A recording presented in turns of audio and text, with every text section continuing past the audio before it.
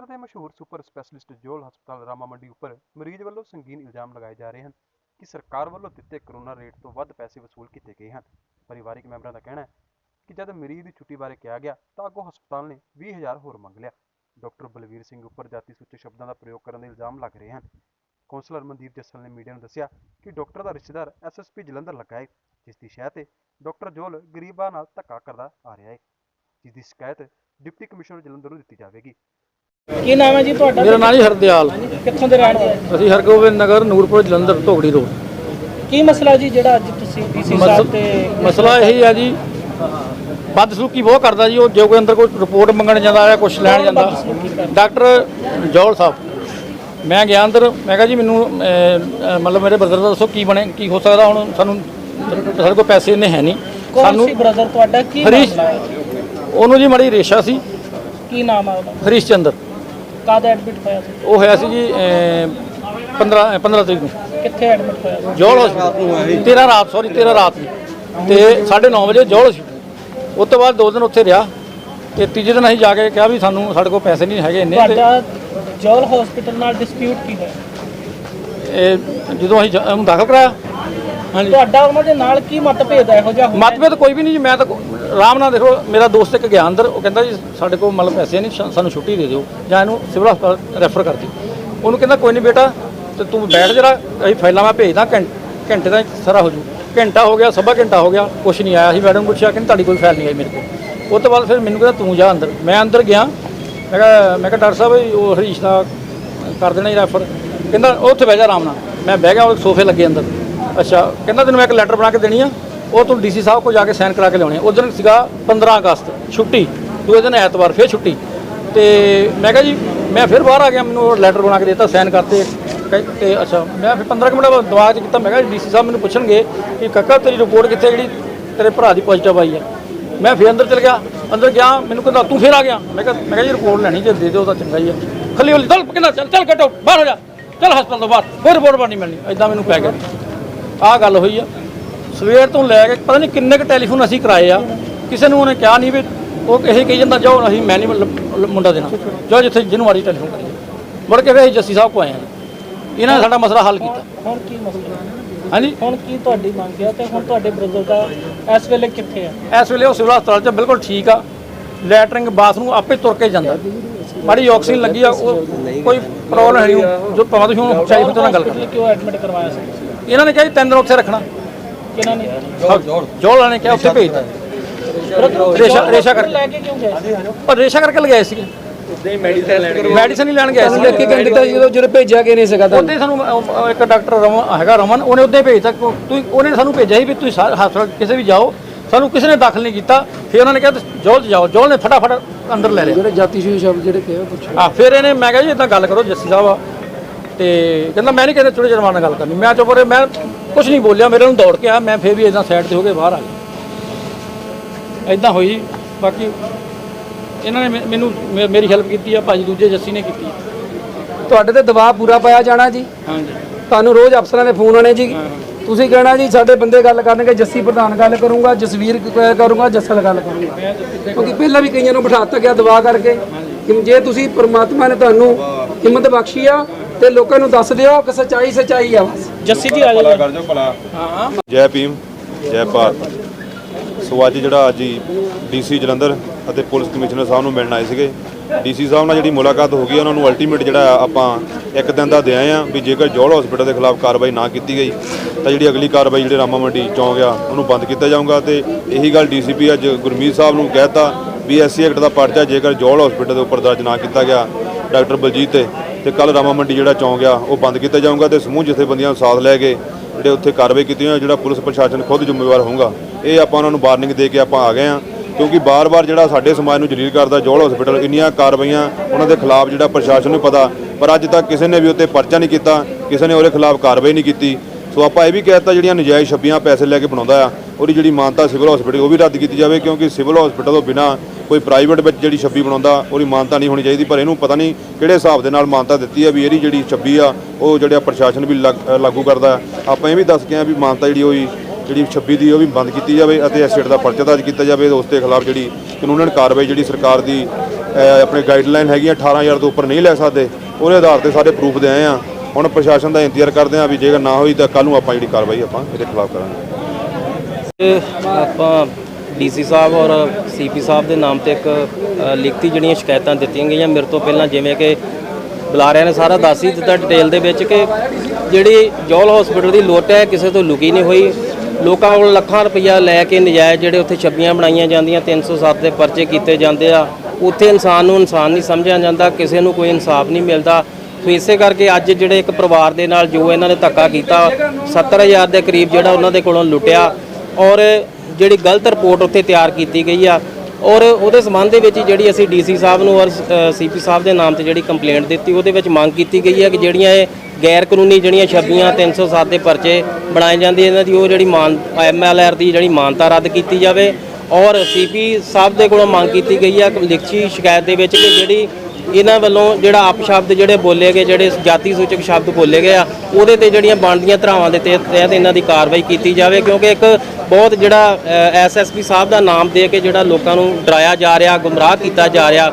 ਸੋ ਅਸੀਂ SSP ਸਾਹਿਬ ਕੋਲੋਂ ਵੀ ਮੰਗ ਕਰਦੇ ਹਾਂ ਕਿ ਇਹਦੇ ਲਈ ਤੁਹਾਨੂੰ ਵੀ ਜਵਾਬ ਦੇਣਾ ਚਾਹੀਦਾ, ਮੀਡੀਆ ਦੇ ਸਾਹਮਣੇ ਆਉਣਾ ਚਾਹੀਦਾ ਕਿ ਤੁਸੀਂ ਵਾਕਈ ਜਿਹੜਾ ਇਹ ਤੁਹਾਡੇ ਨਾਮ ਦੀਆਂ ਧਮਕੀਆਂ ਕਿਉਂ ਦਿੱਤੀਆਂ ਜਾਂਦੀਆਂ। ਤੁਸੀਂ ਜੇ ਇਸ ਸ਼ਹਿਰ ਦੇ ਵਿੱਚ ਆਏ ਹੋ, ਲੋਕ ਇਨਸਾਫ ਦੀ ਮੰਗ ਲੈ ਕੇ ਤੁਹਾਡੇ ਕੋਲ ਆਉਂਦੇ ਆ। ਕੋਈ ਅਫਸਰ ਜਿਹੜਾ ਉਹ ਕਹਿ ਦਿੰਦਾ ਕਿ ਮੇਰੇ ਤੇ ਸੀਪੀ ਸਾਹਿਬ ਦਾ ਪ੍ਰੈਸ਼ਰ ਆ, ਕੋਈ ਕਹਿੰਦਾ ਮੇਰੇ ਤੇ SSP ਸਾਹਿਬ ਦਾ ਪ੍ਰੈਸ਼ਰ ਆ। ਫਿਰ ਆਮ ਲੋਕ ਕਿੱਥੇ ਜਾਣ? ਆਮ ਲੋਕਾਂ ਨੇ ਤੇ ਜੇ ਥੱਲੇ ਸੁਣਵਾਈ ਨਹੀਂ ਹੁੰਦੀ ਉਹ ਕਮਿਸ਼ਨਰ ਸਾਹਿਬ ਕੋਲ ਜਾਊਗਾ, SSP ਸਾਹਿਬ ਕੋਲ ਜਾਊਗਾ। ਤੇ ਜਿਹੜੇ ਛੋਟੇ ਅਫਸਰਾਂ ਦੇ ਜਦੋਂ ਇਹੋ ਜਿਹੀਆਂ ਇਨਕੁਆਰੀਆਂ ਮਾਰਕ ਹੋ ਜਾਂਦੀਆਂ ਤੇ ਵੱਡੇ ਅਫਸਰਾਂ ਦੇ ਜਦੋਂ ਪ੍ਰੈਸ਼ਰ ਪੈਂਦੇ ਫਿਰ ਲੋਕ ਜਾਣ ਤੇ ਜਾਣ ਕਿੱਥੇ। ਸੋ ਇਸੇ ਅੱਜ ਸਾਡੀ ਸੀਪੀ ਸਾਹਿਬ ਤੋਂ ਇਹੀ ਮੰਗ ਕਰਦੇ ਆ ਕਿ ਜਿਹੜਾ SC ਐਕਟ ਦੇ ਆਧਾਰ ਤੇ ਜਿਹੜਾ ਉਹਦਾ ਤੇ ਜਿਹੜੀ ਕਾਰਵਾਈ FIR ਦਰਜ ਹੋਣੀ ਚਾਹੀਦੀ ਜੌਲ ਹਸਪੀਟਲ ਦੇ ਡਾਕਟਰ ਦੇ ਖਿਲਾਫ ਔਰ ਜਿਹੜੀ ਉਹਨਾਂ ਦੀ ਮਾਨਤਾ ਜਿਹੜੀ ਰੱਦ ਹੋਣੀ ਚਾਹੀਦੀ ਹੈ। ਸਭ ਤੋਂ ਪਹਿਲਾਂ ਮੀਡੀਆ ਦਾ ਹੱਥ ਜੋੜ ਕੇ ਧੰਨਵਾਦ ਕਰਦਾ ਆ ਔਰ ਮੀਡੀਆ ਅੱਗੇ ਹੱਥ ਜੋੜ ਕੇ ਬੇਨਤੀ ਕਰਦਾ ਆ ਕਿ ਦਾਸ ਕਾਉਂਸਲਰ ਮਨਦੀਪ ਜੱਸਲ ਰਾਮਾ ਮੰਡੀ ਤੋਂ ਮੈਂ ਨੁਮਾਇੰਦਾ ਆ। ਲੋਕਾਂ ਨੇ ਵੋਟਾਂ ਪਾ ਕੇ ਸਾਨੂੰ ਚੁਣਿਆ ਆ, ਚਾਹੇ ਸਾਡੇ MLA ਹੋਣ, ਚਾਹੇ ਸਾਡੇ MP ਹੋਣ, ਚਾਹੇ ਕਾਉਂਸਲਰ ਹੋਣ, 5 ਸਰਪੰਚ ਹੋਣ, ਨੁਮਾਇੰਦੇ ਹੁੰਦੇ ਆ, ਚੁਣ ਕੇ ਆਏ ਹੁੰਦੇ।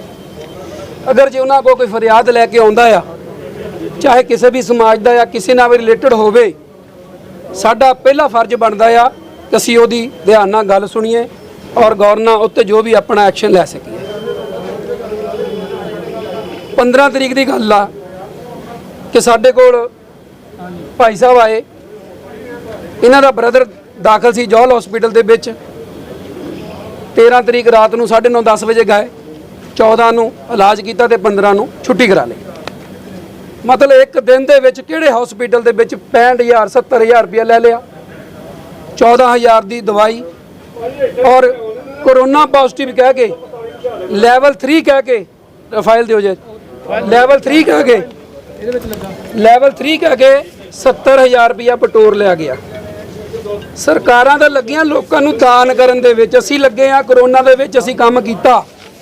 ਅਸੀਂ ਕੋਲੋਂ ਰਾਸ਼ਨ ਵੰਡਿਆ, ਕੋਰੋਨਾ ਵਾਲਿਆਂ ਦੀ ਹੈਲਪ ਕੀਤੀ ਕਿ ਯਾਰ ਜੇ ਇਹ ਮਹਾਮਾਰੀ ਆ ਗਈ ਸਾਡੇ ਦੇਸ਼ ਦੇ ਵਿੱਚ ਤੇ ਇਹਨੂੰ ਮਤਲਬ ਦੇਖੋ 2 ਵਜੇ ਉਹਨਾਂ ਨੇ ਪੜ੍ਹ ਕੇ ਦੱਸੋ ਜੀ ਕੀ 15 ਤਰੀਕ ਨੂੰ 2 ਵਜੇ ਜਿਹੜਾ ਆ ਉਹ ਕਹਿੰਦੇ ਜੀ ਇਹਨੂੰ ਪੜ੍ਹ ਦਿਓ ਜੀ। ਲੈਵਲ 3 ਪੋਜ਼ਿਟਿਵ ਕਰ ਦਿੱਤਾ, ਜਦ ਕਿ ਰਿਪੋਰਟ ਦੇ ਜੀ ਦੂਜੀ ਰਿਪੋਰਟ ਜਿਹੜੀ ਟੈਸਟਿੰਗ ਦੀ ਆ ਰਹੀ ਆ, ਟੈਸਟ ਦੀ ਰਿਪੋਰਟ ਜਿਹੜੀ ਆ ਆਵੜਿਓ ਜੀ,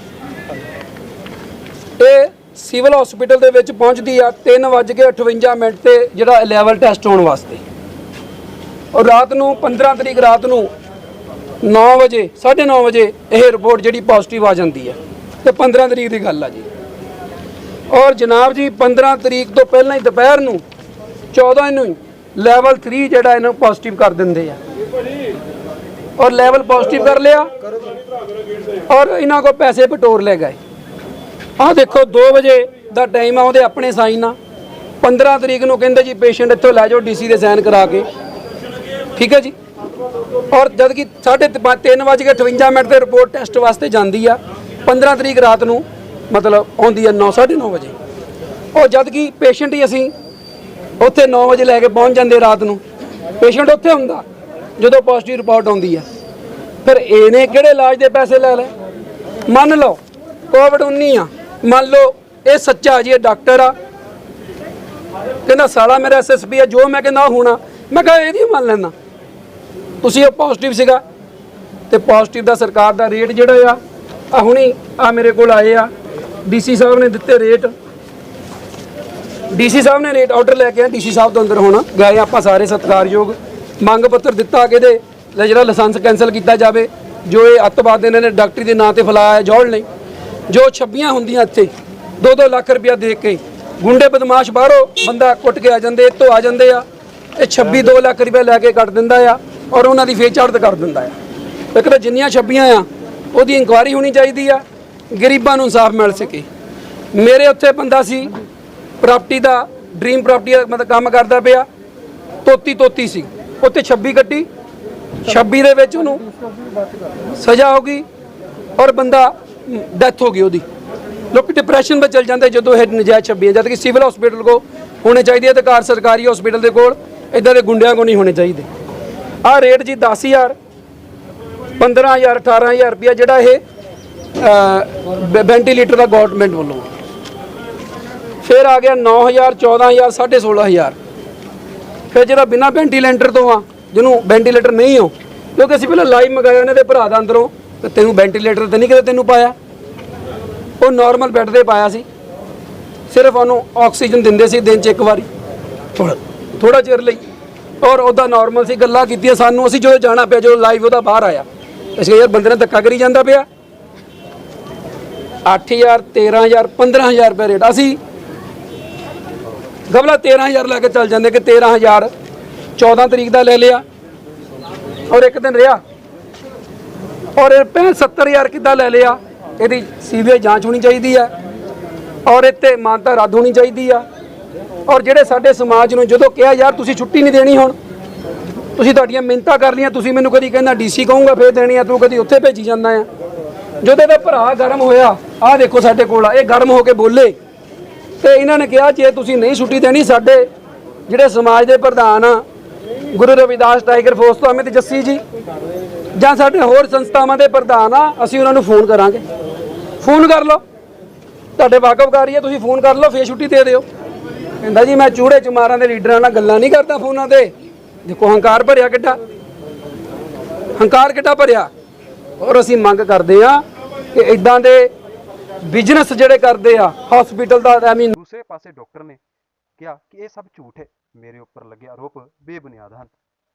ਬਲਜੀਤ ਸਿੰਘ ਜੌਲ, ਸਰਜਨ ਇੰਚਾਰਜ ਜੌਲ ਹਸਪੀਟਲ ਰਾਮਾ ਮੰਡੀ ਜਲੰਧਰ। ਮੈਂ ਕੱਲ੍ਹ ਇੱਕ ਵਾਕਿਆ ਆ, ਉਹਦੇ ਬਾਰੇ ਪੇਸ਼ੈਂਟ ਕੋਈ ਹਸਪੀਟਲ ਆਉਂਦਾ, ਉਹਨੂੰ ਇੱਕ ਜੋ ਪੰਜਾਬ ਸਰਕਾਰ ਦੀਆਂ ਹਦਾਇਤਾਂ ਉਹਦੀ ਇੱਕ ਚਿੱਠੀ ਸਾਈਨ ਕਰਾਈ ਜਾਂਦੀ ਆ, ਜਿਹੜੀ ਕਿ ਜਿਹੜਾ ਕੱਲ੍ਹ ਪੇਸ਼ੈਂਟ ਹਰੀਸ਼ ਚੰਦਰ ਸੀ ਉਹਦੇ ਬੇਟੇ ਵੱਲੋਂ ਸਾਈਨ ਕਰਾਈ ਗਈ ਸੀ ਔਰ ਉਹਨੂੰ ਕੱਲਾ ਦੱਸਿਆ ਗਿਆ ਸੀ ਕਿ ਕਿਹੜੀ ਚੀਜ਼ ਇਸ ਪੈਕੇਜ ਦੇ ਵਿੱਚ ਆ ਔਰ ਕਿਹੜੀ ਇਸ ਪੈਕੇਜ ਦੇ ਵਿੱਚ ਨਹੀਂ ਹੈ, ਉਹਦੇ ਬੱਚੇ ਦੇ ਸਾਈਨ ਹੈਗੇ ਆ। ਨੰਬਰ 2 ਜਿਹੜੀ ਰਿਪੋਰਟ ਦੀ ਗੱਲ ਕਰਦੇ ਆ, ਰਿਪੋਰਟ ਅਸੀਂ ਸਿਵਲ ਹਸਪਤਾਲ ਹੀ ਭੇਜੀ ਸੀ, ਉਹਦੇ ਕੋਲ 1500 ਰੁਪਈਆ ਦੇ ਕੇ ਮੇਰੇ ਮੁੰਡਾ ਜਾ ਕੇ ਰਸੀਦ ਲੈ ਕੇ ਆਇਆ। ਪਰਸੋਂ ਸ਼ਾਮੀ ਮੈਨੂੰ ਡਾਕਟਰ ਜਿਹੜੇ ਸੇਠੀਆ ਉਹਨਾਂ ਨੇ ਅਨਆਫੀਸ਼ੀਅਲੀ ਦੱਸਤਾ ਸੀਗਾ ਕਿ ਰਿਪੋਰਟ ਪੋਜ਼ਿਟਿਵ ਹੈ, ਪਰ 15 ਅਗਸਤ ਤੇ ਐਤਵਾਰ ਕਰਕੇ ਲਿਖਤੀ ਰਿਪੋਰਟ ਨਹੀਂ ਮਿਲ ਸਕੀ ਸੀ, ਜਦ ਕਿ ਪੇਸ਼ੈਂਟ ਕਰੋਨਾ ਪੋਜ਼ਿਟਿਵ ਸੀ। ਜਿਹੜੇ ਕਿ ਆਪਣੇ ਆਨਰੇਬਲ ਕਾਉਂਸਲਰ ਸਾਹਿਬ ਤੇ ਇੱਕ ਜੱਸੀ ਤਲਣ ਜਿਹੜੇ ਨੇਤਾ ਇਸ ਏਰੀਏ ਦੇ, ਉਹ ਰੌਲਾ ਪਾ ਰਿਹਾ ਸੀ ਕਿ ਸਾਨੂੰ ਰਿਪੋਰਟ ਨਹੀਂ ਦਿੱਤੀ ਗਈ। ਜਦ ਮੈਨੂੰ ਲਿਖਤੀ ਰਿਪੋਰਟ ਨਹੀਂ ਮਿਲੀ ਤੇ ਮੈਂ ਕਿੱਥੋਂ ਅੱਗੇ ਦੇ ਦਿਆਂ, ਜਦ ਕਿ ਅਨਆਫੀਸ਼ੀਅਲੀ ਰਿਪੋਰਟ ਜਿਹੜੀ ਸੀ ਪੋਜ਼ਿਟਿਵ ਸੀਗੀ। ਬਾਅਦ 'ਚ SHO ਸਾਹਿਬ ਨੇ ਰਾਤੀ ਇਹਨਾਂ ਨੂੰ ਸਿਵਲ ਹਸਪਤਾਲ ਤੋਂ ਉਹ ਲੈ ਕੇ ਦਿੱਤੀ ਹੈ। ਕਿਸਮਤ ਇਹ ਰਹੀ ਕਿ 15 ਅਗਸਤ ਦੇ ਐਤਵਾਰ ਦੀ ਛੁੱਟੀ ਆ, ਹੋਰ ਕੋਈ ਕੰਮ ਨਹੀਂ ਕਰਦਾ, ਪਰ ਡਾਕਟਰ ਜਿਹੜੀ ਕੌਮ ਆ ਹਮੇਸ਼ਾ ਡਟੀ ਹੋਈ ਆ ਇਹਦੇ ਲਈ। ਬਾਕੀ ਰਹੀ ਤੀਜੀ ਗੱਲ ਪੈਕੇਜ ਦੀ ਗੱਲ, ਇਸ ਪੇਸ਼ੈਂਟ ਦੇ ਰੈਮਡੇਸਿਵਿਰ ਇੰਜੈਕਸ਼ਨ ਲੱਗੇ ਆ, ਜਿਹੜਾ ਮੇਰਾ ਡਰਾਈਵਰ ਜਾ ਕੇ ਚੰਡੀਗੜ੍ਹ ਤੋਂ ਲੈ ਕੇ ਆਇਆ, ਜਿਹੜੇ ਜਲੰਧਰ 'ਚ ਅਵੇਲੇਬਲ ਨਹੀਂ ਸੀ। ਪਰ ਆਪਾਂ ਇਸ ਚੀਜ਼ ਨੂੰ ਕਦੇ ਵੀ ਸੋਚਦੇ ਨਹੀਂ ਹੈ ਕਿ ਡਾਕਟਰ ਕਿੰਨੀ ਮਿਹਨਤ ਕਰ ਰਿਹਾ ਮਰੀਜ਼ ਨੂੰ ਬਚਾਉਣ ਲਈ।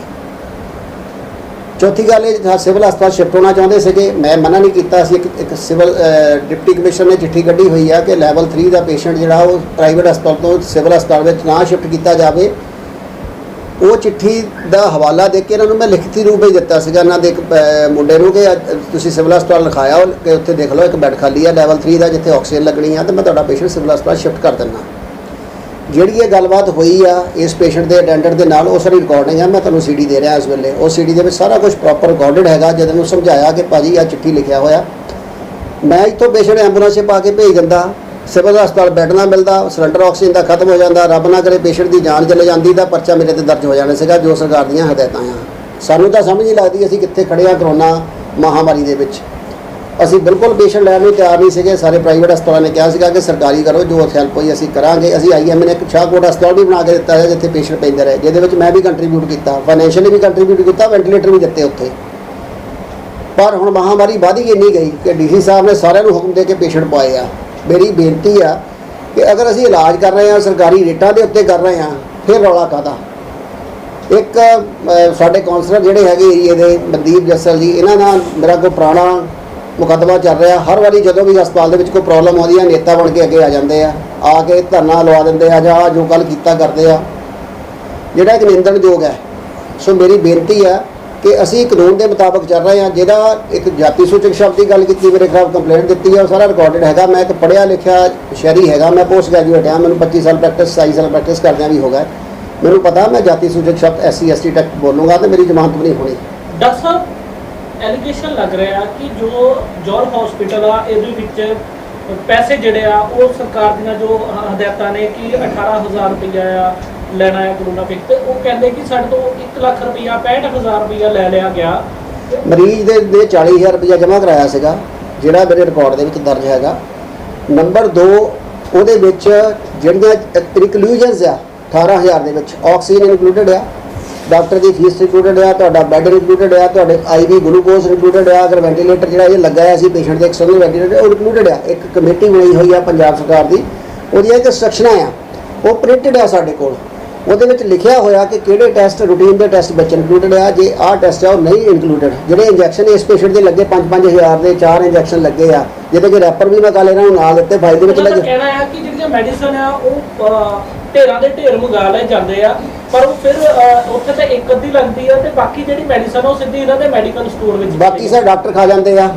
ਠੀਕ ਹੈ ਨਾ, ਅਸੀਂ ਤਾਂ ਚਾਹੁੰਦੇ ਆ ਕਿ ਕਰੋਨਾ ਦੇ ਮਰੀਜ਼ ਦੇ ਕੋਲ ਬੈਠੋ ਜਾ ਕੇ, ਪਰ ਸਰਕਾਰ ਦੀਆਂ ਹਦਾਇਤਾਂ ਦੂਜੇ ਕਿਸੇ ਨੂੰ ਇਨਫੈਕਸ਼ਨ ਹੋ ਜਾਂਦੀ ਆ। ਬਾਕੀ ਮਰੀਜ਼ ਵੀ ਮੇਰੇ ਹਸਪਤਾਲ ਦੇ ਵਿੱਚ 80 ਦਾਖਲ ਹੈ, ਕਰੋਨਾ ਦੇ 10-12 ਦਾਖਲ ਆ। ਇਹਦਾ ਮਤਲਬ ਮੈਂ 80 ਮਰੀਜ਼ਾਂ ਦੀਆਂ ਵੀ ਦਵਾਈਆਂ ਖਾ ਲੈਣਾ, ਇਹ ਕਦੇ ਵੀ ਨਹੀਂ ਹੁੰਦਾ। ਇਹ ਧਾਰਨਾ ਹੈਗੀ ਆ। ਜਦ ਕਿ ਜੋ ਆਪਾਂ ਜਿੱਦਾਂ ਨੂੰ ਵੱਧ ਰਹੇ ਆ ਜਾਂ ਜੋ ਹਾਲਾਤ ਹੋ ਰਹੇ ਆ, ਮੈਨੂੰ ਨਹੀਂ ਲੱਗਦਾ ਜਿਹੜੀ ਹੈਲਥ ਕੇਅਰ ਆ ਇਸ ਦੇਸ਼ ਦੀ ਬਹੁਤਾ ਲੰਬਾ ਸਸਟੇਨ ਕਰੇਗੀ। ਮੈਨੂੰ ਇਹ ਦੱਸੋ, ਤੁਹਾਡੇ ਕੋਲ ਕੈਮਰਾ ਫੜਿਆ, ਤੁਹਾਡੇ ਦਾ ਫੋਨ ਪਾਇਆ, ਇੱਥੇ ਕੈਪਿੰਗ ਹੈ?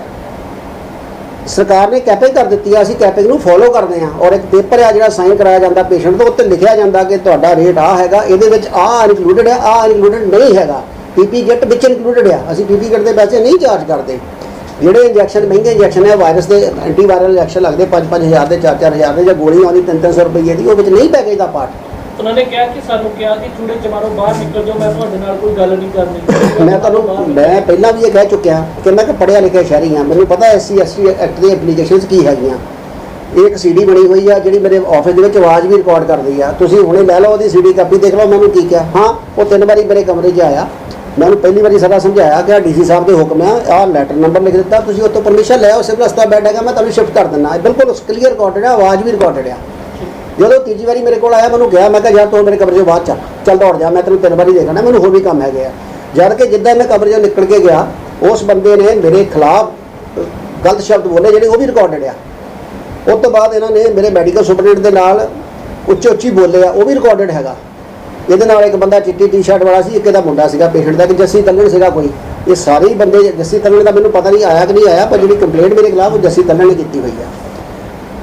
ਜੋ ਵੀ ਸਾਰਾ ਕੁਝ ਔਨ ਕੈਮਰਾ ਆ, ਔਰ ਉਹਦੀ ਆਵਾਜ਼ ਵੀ ਰਿਕਾਰਡਡ ਆ। ਠੀਕ ਹੈ, ਤੁਸੀਂ ਦੇਖ ਲਓ ਇਹਨਾਂ ਨੂੰ ਕਿਹੜੇ ਜਾਤੀ ਸੂਚਕ ਸ਼ਬਦ ਬੋਲੇ ਆ। ਠੀਕ ਹੈ, ਔਰ ਅਗਰ ਪੁਲਿਸ ਜਾਵੇ ਤਾਂ ਮੇਰਾ DVR ਲੈ ਜਾਓ।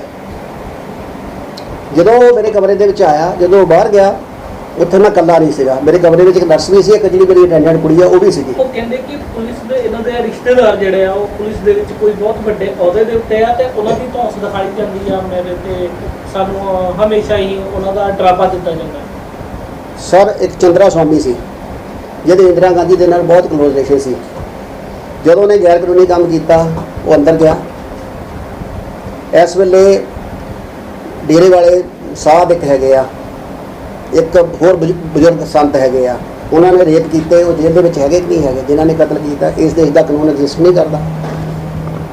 ਇਸ ਦੇਸ਼ ਦਾ ਕਾਨੂੰਨ ਐਗਜ਼ਿਸਟ ਕਰਦਾ। ਅਗਰ ਮੈਂ ਕਹਿਣਾ ਮੇਰੇ ਤੇ ਗਲਤ ਆ, ਮੇਰੇ ਤੇ ਇਨਵੈਸਟੀਗੇਸ਼ਨ ਕਰਾਓ, ਪਰਚਾ ਕਰਾਓ, ਮੈਨੂੰ ਅੰਦਰ ਕਰਾਓ, ਮੈਂ ਕਿਹੜਾ ਮਨਾ ਕਰਦਾ। ਠੀਕ ਹੈ,